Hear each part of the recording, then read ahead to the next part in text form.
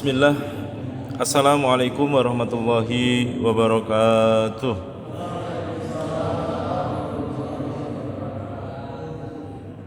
Alhamdulillahi wa kafa, wassalatu wassalamu ala nabiyil mustafa wa ala alihi wa sahbihi ahli sidki wal wafa wa kafa billahi syahida. Asyhadu an la ilaha illallah wahdahu la syarika lah wa asyhadu anna Muhammadan abduhu wa rasuluhu la nabiyya wa la rasula ba'dah. Qala Allah ta'ala a'udzu billahi minasyaitonir rajim. Ya ayyuhalladzina amanu taqullaha haqqa tuqatih wa la tamutunna illa wa antum muslimun.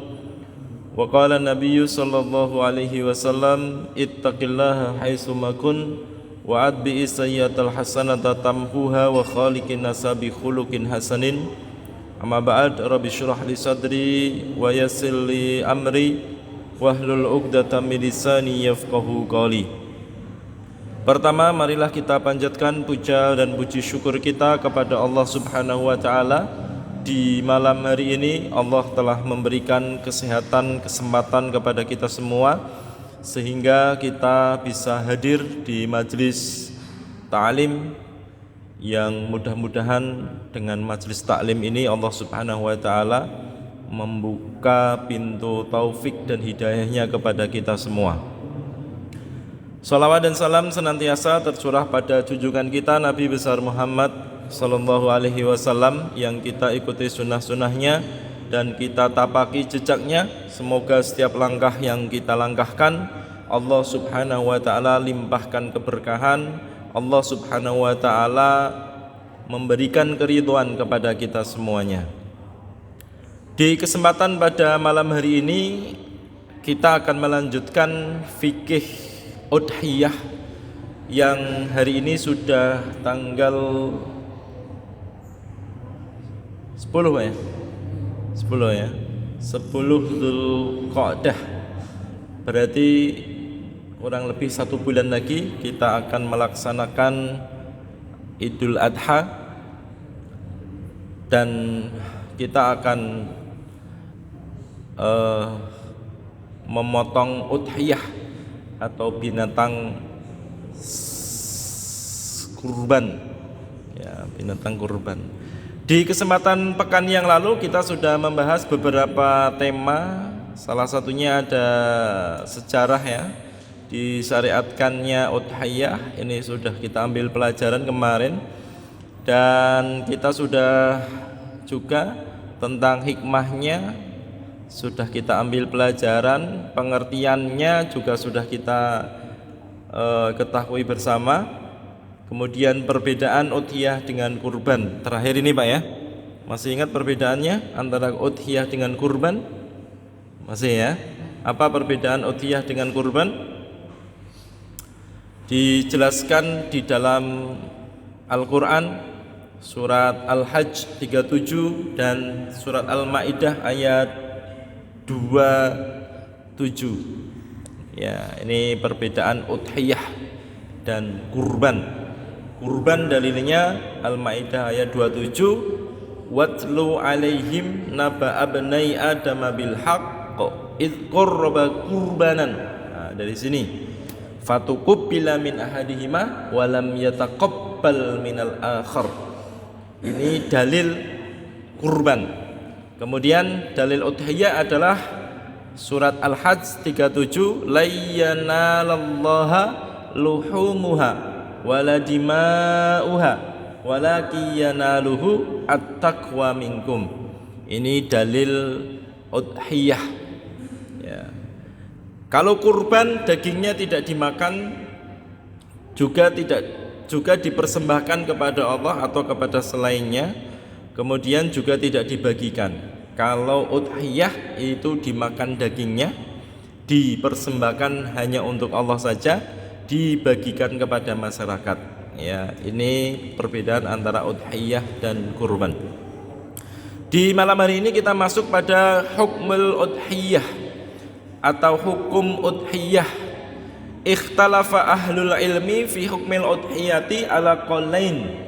Para ulama ahlul ilmi mereka berbeda pendapat fi hukmil udhiyati, di dalam masalah hukum udhiyah, ala qaulaini, atas dua pendapat yang paling besar Pak ya. Dua pendapat yang paling besar. Yang pertama adalah hukum udhiyah menurut sebagian ulama adalah wajibatun alal muassar. Ya, hukumnya adalah fardu, wajib. Ya, bagi siapa saja yang dimudahkan atau diberikan keluasan rezeki untuk berudhiyah. Yang kedua, hukumnya adalah sunatan muakadatan, sunnah muakadah, sunnah yang ditekankan, ya, sangat dianjurkan, sunnah muakadah. Yang berdalil wajib bagi yang mampu adalah di dalam Quran surat Al-Kautsar, inna a'tainakal kautsar fasalli li rabbika wanhar. Ya, berarti ayat yang kedua. Karena cuma 3 ayat ya. Ayat pertama, 2 dan ketiga. Ini hukum landasan yang berpendapat wajib. Ya. Ujibu bi anna lil ulama'i fi ta'wilil ayah khamsatu aqwal adharuha annal murada sallalillah wanharlillah. Ini jawaban bagi yang wajib ya. Karena ulama di sini fi ta'wilihil ayah, di dalam tafsir Ibnu Katsir maupun di Al-Jami' al-Ahkamul Quran dan di beberapa para mufassirin disebutkan ayat inna a'tainakal kautsar fasholli li rabbika wanhar itu ada khamsah aqwal, ada 5 pendapat ya, 5 pendapat. Wa adharuha annal murada sallalillah wanharlillah. Di antara 5 pendapat tadi yang paling masyhur, yang paling tampak mendekati kebenaran, dekat dengan adalah yang dimaksud dengan shollalillah, yaitu sholat untuk Allah, wanhar, dan berudhiyah untuk Allah subhanahu wa ta'ala. Ini dalil yang menyebutkan bahwa wajibah alal muassar ya. Kemudian disebutkan juga hadis Jundub bin Sofwan. Hadis Jundub bin Sofwan ini insya Allah akan kita sebutkan di akhir pertemuan Pak, yang kaitan dengan hadis Jundub bin Sofwan, karena nanti ada pembahasan secara khusus, termasuk hadis dari Barok ya, nanti akan kita jelaskan di akhir. Kemudian yang berpendapat sunnah muakkadah itu ada di dalam hadis Ummu Salamah ya, idza dakhalatil ashru wa arada ahadukum ayyudha fala yamassa min sya'rihi wa basyarihi syai'an, Allahu Muslim. Siapapun yang hendak berudhiyah, hendak berkurban ya, ketika idza dakhalatil asyru wa aradu, ketika masuk tanggal 1 10 hari pertama ya, maka fala yamassa min sya'rihi, maka tidak diperkenankan, disunahkan untuk memotong sya'r. Sya'r itu apa? Sya'run. Sya'run itu rambut. Sya'run. Kalau jenggot namanya apa bahasa Arabnya? Ayo, bahasa Arabnya apa? Janggot bahasa Arabnya apa? Janggotun. Lihyah. Lihyah Pak. Kalau orang Arab itu senang dipegang ini lihyahnya, dilus-lus gini Pak. Kalau orang Jawa dilus-lus gini saru Pak. Saya datang tiba-tiba ngelus jenggotnya. Kalau orang Arab senang Pak. Kalau orang Arab paling tidak suka dipukul atau dipegang bokong, benci mereka, tidak suka. Ya. Kalau ini apa tadi? Sya'run ya, maka ketika disunahkan nanti ketika masuk tanggal 1 Dzulhijjah maka disunahkan bagi yang mudhahi itu adalah orang yang ikut berkurban, ya sudah diniatkan untuk berudhiyah, maka disunahkan untuk tidak mengambil apapun termasuk kuku, termasuk rambut, termasuk kapal yang ada di ini. Nah, biasanya ada di kaki, ada di tangan, ini kapalan lah ya. Jadi ada kapalnya enggak? Nah, ini tidak boleh diambil. Ya, disunahkan untuk membiarkan, ya termasuk kumis, termasuk semuanya, ya termasuk bulu yang lain. Mulai tanggal 1 Dzulhijjah sampai kapan? Sampai binatangnya disembelih. Maka tanya panitia dulu tanggal 10 binatangnya udah dipotong belum gitu kan. Nanti kalau udah dipotong langsung dikabari supaya biar bisa motong kumis, rambut, kuku dan lain sebagainya. Itu Pak sunnahnya Pak. Ya. Jika sudah masuk tanggal berapa? 10 pertama di bulan Dzulhijjah. Ini hadis riwayat Imam Muslim. Qalu, para ulama yang berpendapat sunnah muakkadah, mereka mengatakan qauluhu wa arada ayyudhhiya. Ya, barang siapa yang ingin berudhiyah, dalilun annal udhiyata laysat biwajibatin. Ya, ini merupakan adalah sebuah dalil yang dimana udhiyah itu laysat biwajibah, bukan sesuatu yang diwajibkan. Ini pendapat yang mengatakan sunnah muakkadah.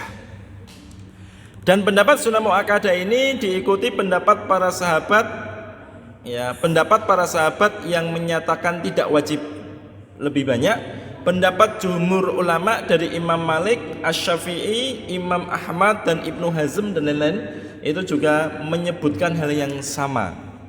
Ya, kalau di dalam Shahih Fiqih Sunnah jilid 2 halaman 334, Abdul Malik bin Sayyid Salim, pengarang bukunya di Shahih Fiqih Sunnah, mengatakan, mengambil kesimpulan dari berbagai macam perdebatan para ulama ya tentang hukmul udhiyah. Beliau mengatakan alladzi yudharu anna adillatal mujibina laysat qawiyatan fil adillati alal wujub wa alaihi fal qawlu qawlu sahabah wa jumhuru ahlul ilmi. Beliau mengatakan bahwa pendapat yang menyebutkan hukum udhiyah atau kurban itu wajib itu laisat qawiyah fil dalalah, ya, bukan pendapat yang kuat menurut landasan dalil-dalilnya, ya. Dan ini termasuk pendapatnya para sahabat dan jumhur para ulama, ya. Jumhur para ulama ini kesimpulan yang ada di dalam kitab Shahih Fiqih Sunnah karangan Abdul Malik bin Sayyid Salim, juz kedua halaman 334. Ya, beliau mengambil kesimpulan demikian. Ini tentang hukum udhiyah. Ya. Jadi mana yang lebih kuat, Pak? Wajib apa sunnah? Wajib apa sunnah?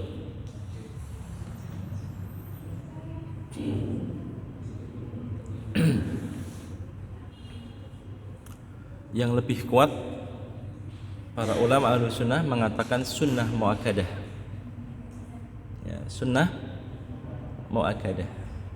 Sunnah muakkadah itu maknanya bukan sunnah yang sembarangan, Pak. Ya, sunnah muakkadah itu maknanya sunnah yang sangat ditekankan. Sunnah yang sangat ditekankan. Jadi siapapun yang memiliki keluasan, dan saya berpikir begini, Pak, melihat realitas dan para cerita-cerita teman-teman saudara-saudara kita di kampung, urusan udhiyah atau kurban itu tidak cukup mampu saja, tidak cukup mampu saja. Di situ ada satu niat yang bisa mendorong orang yang secara akal, hitung-hitungan matematika tidak mampu, itu bisa mampu. Percaya atau tidak percaya, diawali dengan sebuah niat terlebih dahulu. Ya, niat terlebih dahulu. Ini kuncinya di situ. Banyak orang yang sebenarnya tidak mampu, Pak, secara kapasitas income setiap harinya itu dia tidak mampu. Tapi karena dia sudah menghadirkan niat, itu dia nanti bisa udhiyah. Jadi yang perlu dihadirkan adalah niat dulu atau rezeki dulu, Pak. Nah, niat di awal kamu. Bismillah, hari ini kita mau udhiyah. Baru kemudian nanti ya karena sudah niat, dia sudah berusaha untuk menabung, berusaha untuk mengumpulkan ya sedikit demi sedikit. Ya, tapi kalau kita sudah tidak punya niat, berarti kan tidak ada upaya, Pak. Walaupun dia mampu saja, Pak, mesti dia kebutuhannya lebih banyak daripada untuk berkurban, daripada untuk udhiyah. Maka hadirkan niat dulu. Kalau hitung-hitungan matematika itu tidak mesti, Pak. Ya, tidak pasti. Ini kaitan dengan hukmul udhiyah. Jumhur ulama termasuk di dalam fikih sahih fikih sunnah itu mengatakan yang paling kuat adalah yang sunnah muakkadah. Ya, sunnah muakkadah. Kemudian kita masuk ke dalam syurutul udhiyah. Syarat udhiyah.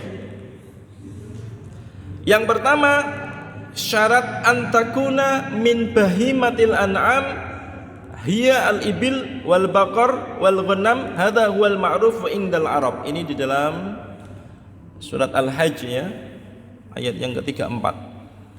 Yang pertama adalah binatangnya itu harus min bahimatil an'am, binatang ternak. Ya, binatang ternak, bukan binatang liar. Ya, bukan binatang liar, tapi binatang ternak. Bentuknya yang terkenal di Arab waktu itu adalah al-ibil, unta, wal bakor, sapi, wal ghanam, kambing. Di sini tidak disebutkan ad-dajjaj. Dajjaj itu apa artinya? Ayam. Enggak disebutkan. Ya, hanya unta, bakor, sapi dan kambing.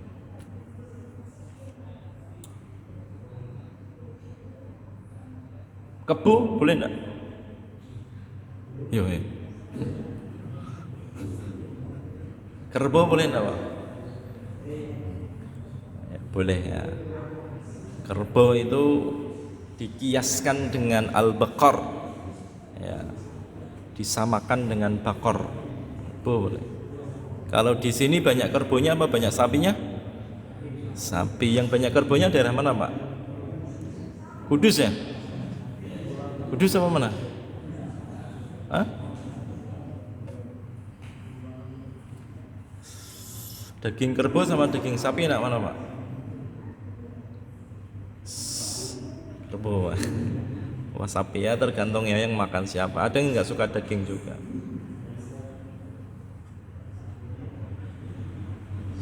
Yang kedua adalah antablughasin al-mahdudu syar'an.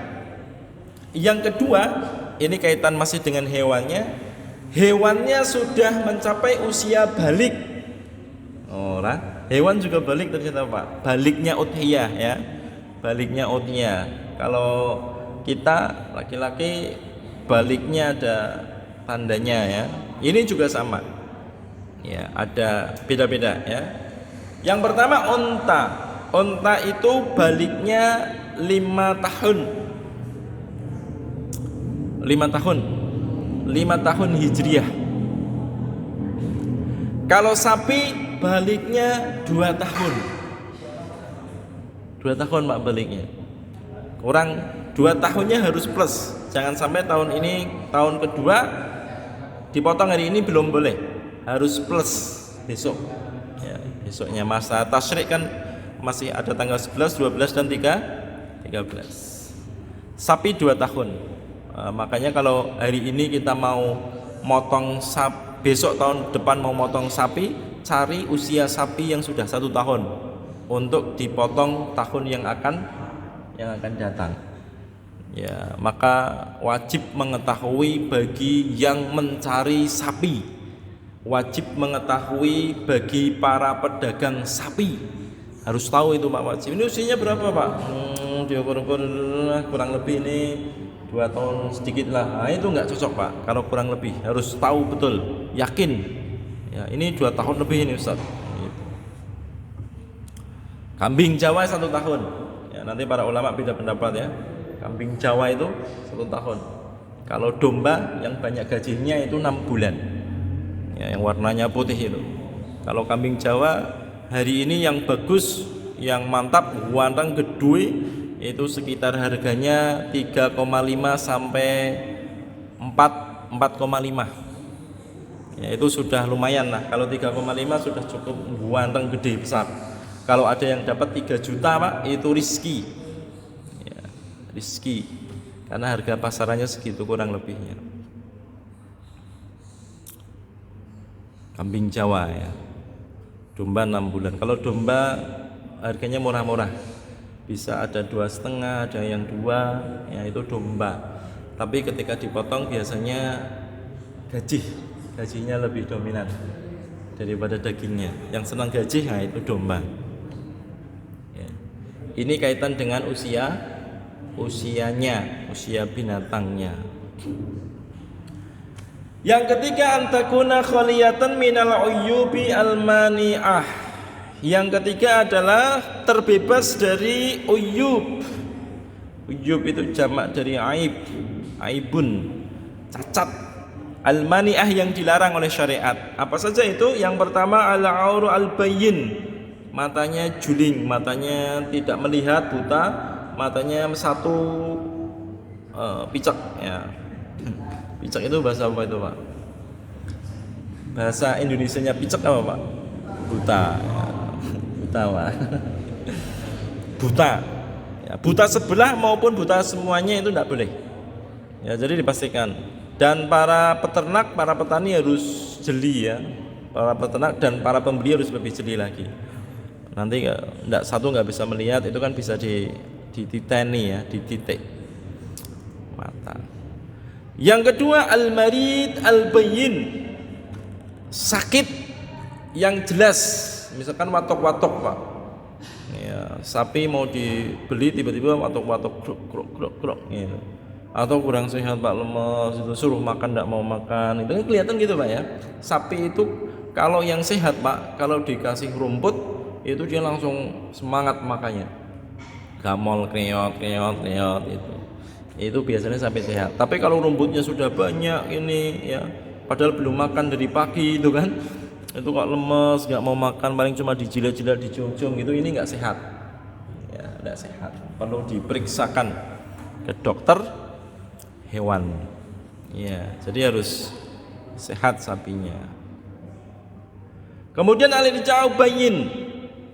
Ya, yang tidak boleh dipakai adalah pincang. Kakinya pincang. Ya, baik pincang karena terjatuh maupun pincang bawaan. Ya, makanya harus hati-hati nanti para panitia udhiyah harus menjaga sapinya baik-baik. Jangan sampai sebelum dipotong itu sudah patah tulang misalkan. Ya, maka itu yang bertanggung jawab kalau patah tulang adalah panitia ya, mengganti. Ya, jatuh dari truk atau jatuh dari kol atau masuk gorong-gorong misalkan nyumpet, nah itu risikonya begitu Pak. Maka cari para ahli yang bisa menaklukkan sapi atau kambing ya. Biasanya kalau ahlinya datang itu Pak, dilos saja gini Pak, itu sudah langsung ditepuk gini, itu langsung jerom, langsung dikes gitu. Itu kalau sudah ahli Pak ya. Yang keempat adalah al-kasirah allati la tungki. Sapinya sudah sepuh banget atau kambingnya, hewannya sudah sepuh banget Pak. Terus kakek-kakek ya, sudah sangat sepuh sekali dan tidak memiliki sumsum atau gajih atau kuru banget, ya itu sudah tidak dibolehkan untuk digunakan untuk udhiyah. Ya, kalau kuru banget, kan nanti cari yang seger, ya paling tidak yang seger. Yang seger itu ternyata Pak ya, itu ternyata yang seger dilihat itu bukan perutnya. Kalau bapak-bapak nyari sapi yang dilihat besar kecilnya itu perutnya, keliru Pak. Karena perut itu isinya ondol, isinya kotoran itu Pak. Jadi jangan dilihat perutnya, tapi yang dilihat apa? Bokongnya Pak. Yang dilihat bokongnya. Itu kalau para pedagang tahu ya, kalau biasa yang nyari sapi Pak, yang dilihat bokongnya. Mesti dia nggak mau lihat dari depan atau dari samping, ngungkuri mesti, ngintipi bokong sapi. Oh ini gede bokong ini dagingnya banyak biasanya Pak, yang besar ini Pak. Dagingnya banyak. Kadang perutnya besar Pak, bokongnya kecil. Nah ini dagingnya sedikit Pak. Nanti dititeni aja ya, dititeni. Ya, jadi carinya bokong ya.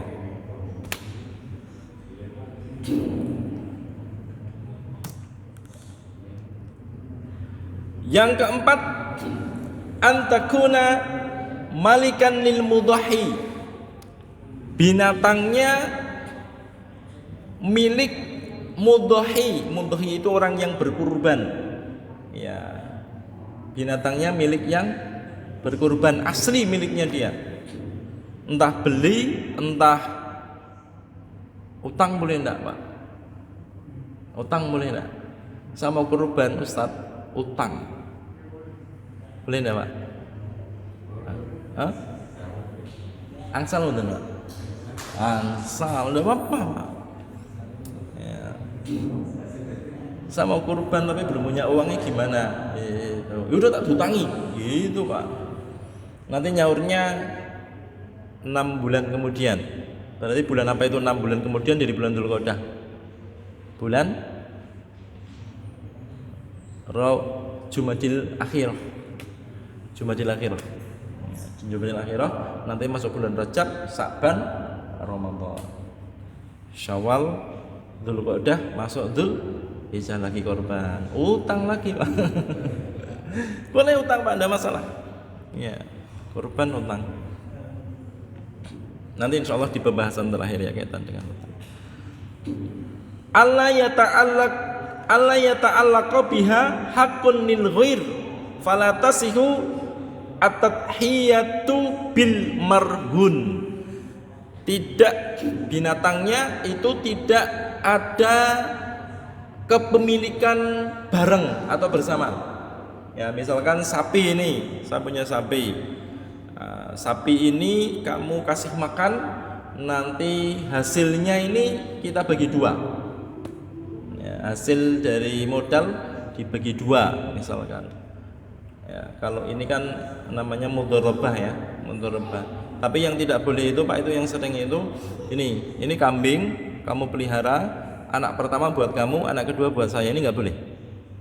Ya, ini sapi kamu pelihara, besarkan. Nanti anak pertama buat kamu, anak kedua buat saya, buat pemilik modal. Ini tidak boleh. Kenapa tidak boleh? Di situ ada gharar. Gharar itu sesuatu tidak jelas. Ya. Nanti anak pertama ternyata matanya juling, Pak. Rugi kan? Rugi. Anak kedua ternyata mati. Rugi enggak? Rugi. Ya. Tapi yang boleh itu dengan mudharabah. Ada pemodal, ada peternak. Ya, saya titipkan sapi, nanti bagi dua hasilnya.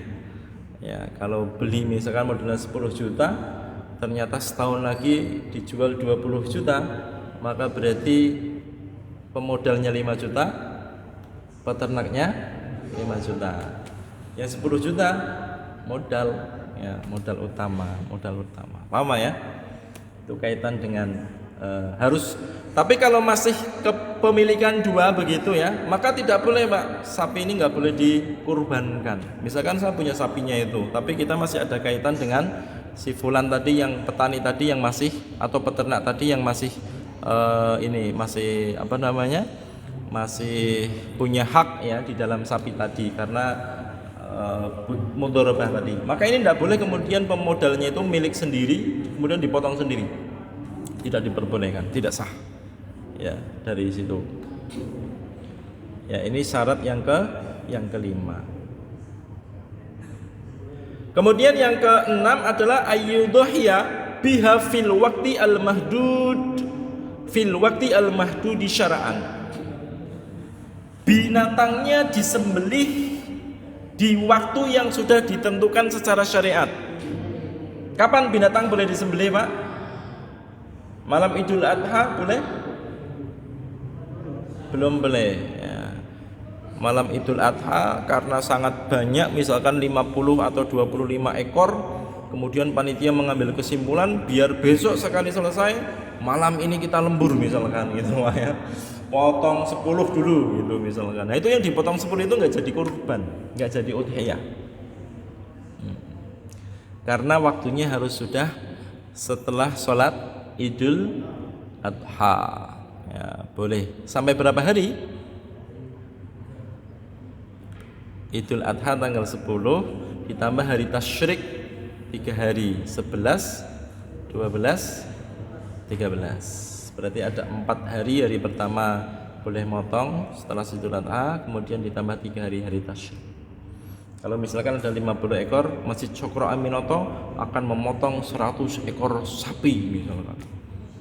Ya, maka itu dibagi menjadi 4 hari, Pak. Hari pertama Idul Adha 25 ekor ya. Kemudian hari tasyriknya yang sisanya itu 25 semua. Ya. 100 ekor, Pak ya. Nah, panitianya sampai itu, Pak. Panitianya berapa kira-kira 100 ekor, Pak? Sekampung. Enggak selesai, kadang malah sekampung, Pak. Ya, kalau sekampung itu ikut semua malah nggak selesai. Kenapa nggak selesai? Karena yang separuh kerja, yang separuh lihat, Pak. Ya, yang separuh lihat bingung mau pegang apa. Karena kalau nggak biasa, Pak, itu bingung dia, Pak. Ya, kalau nggak biasa dia bingung mau apa yang dia lakukan, mau dikerjakan bingung. Habis dipotong itu pertama apa yang harus dikerjakan. Itu kalau nggak biasa megang itu bingung, Pak. Apa motong telinganya dulu itu kan? Apa kulitnya dulu, setelah kulit selesai misalkan apa dulu yang mau dilepas, itu bingung dia. Jangan sapi lah, kambing dulu lah. Kambing itu kalau sampai salah langkah, Pak, itu sudah jadi salah langkah, itu juga sudah jadi apa, akibatnya fatal juga itu kan. Misalkan bagian apa itu ususnya itu ya, yang baunya luar biasa itu, Pak, itu kalau sudah kepotong saja, Pak, muncrat atau ngalir begitu, ngalirnya ke daging, dagingnya udah mampu, Pak, bau, dagingnya udah jadi daging yang bau. Maka itu kalau nggak biasa itu agak kesulitan. Ondolnya harus dikemanakan itu kan, jeroan-jeroannya ini itu. Jadi disembelih di waktu yang sudah ditentukan secara syar'i. Ini tentang syarat udhiyah atau syarat bagi hewannya. Adapun syurutul mudhahi ghairul hajj, yang selain daripada haji, yang pertama syaratnya adalah al-Islam, orang itu muslim. Ya, kalau misalkan ada orang kafir kemudian mau kurban, boleh enggak? Jangan ada orang kafir misalkan, Pak, datang ke masjid, Pak Takmir bilang sama Pak Takmirnya, Pak, saya mau ikut kurban gitu, Pak. Sapinya dibawa, yang ngurus nanti panitia. Boleh enggak kira-kira? Angsal untuk Pak. Ya, angsal.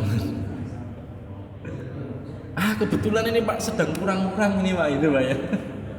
Sedang kurang-kurang ini. Asalkan nyembelihnya panitia yang nyembelih sesuai dengan syariat, sesuai dengan apa, diterima saja, tidak masalah. Ya, diterima saja, nggak masalah. Nggak usah ditanya sapinya kamu agamanya apa, itu nggak usah. Ya, karena dia bukan mukallaf Mukallaf itu terbebani dengan syariat. Ya, ghairu mukallaf namanya. Hewan itu ghairu mukallaf. Islam itu. Nanti dia dapat pahala enggak? Yang dapat pahala enggak? Bingung jenengan. Dapat pahala enggak, Pak? Ayo, orang kafir kalau berbuat baik dapat pahala enggak? Dapat enggak, Pak?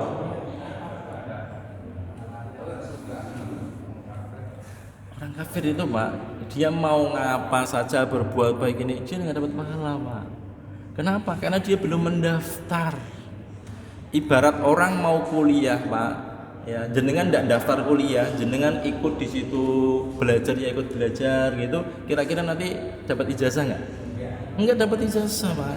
Mengapa? Belum daftar.